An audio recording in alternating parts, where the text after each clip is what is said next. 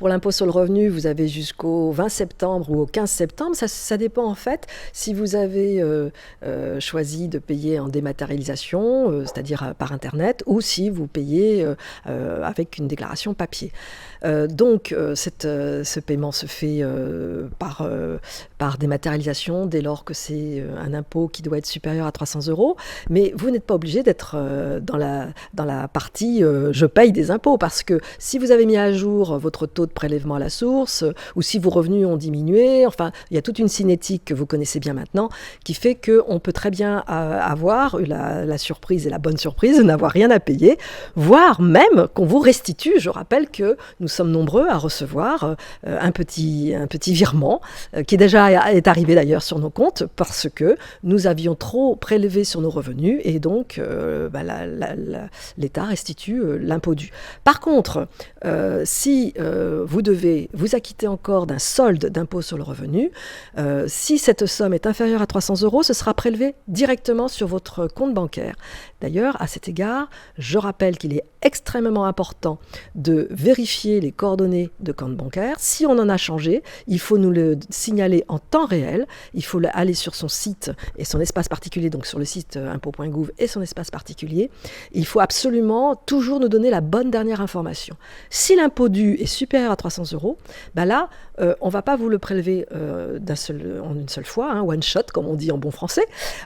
On va vous le prélever en 4 fois. L'objectif étant que tout soit soldé d'ici la fin du mois de décembre. Ça concerne combien de personnes, l'impôt sur le revenu en Provence ? Alors l'impôt sur le revenu en Provence, en tout cas ciblage département des Bouches-du-Rhône, il y a un peu plus de 50% de foyers imposables. Et donc vous avez à peu près 1 million divisé par 2 qui sont concernés. Voilà. Et ce qui est important de signaler, c'est qu'on a quand même une relative stabilité du nombre de foyers imposables ou non imposables dans le département. Vous expliquiez quand même tout à l'heure qu'il y avait eu un peu plus de non imposables cette année par rapport à l'année dernière ? Oui, il y en a un petit peu plus.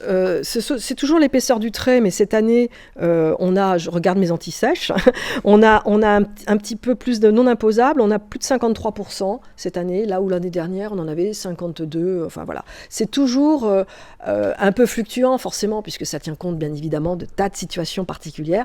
Mais de notre point de vue, sur le plan statistique, nous considérons qu'il y a quand même une relative stabilité. Aujourd'hui, vous organisez cette conférence comme chaque année pour sensibiliser les personnes.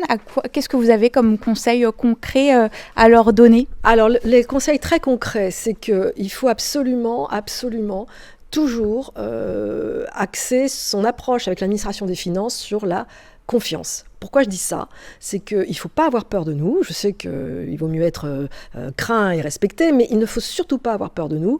Il ne faut pas hésiter à nous contacter, que ce soit par téléphone au niveau national, c'est le numéro de téléphone 0809 401 401, mais vous avez aussi la possibilité de nous saisir par la messagerie sécurisée, personnalisée, mais vous avez aussi la possibilité de venir nous voir si c'est quelque chose qui est plus important pour l'usager.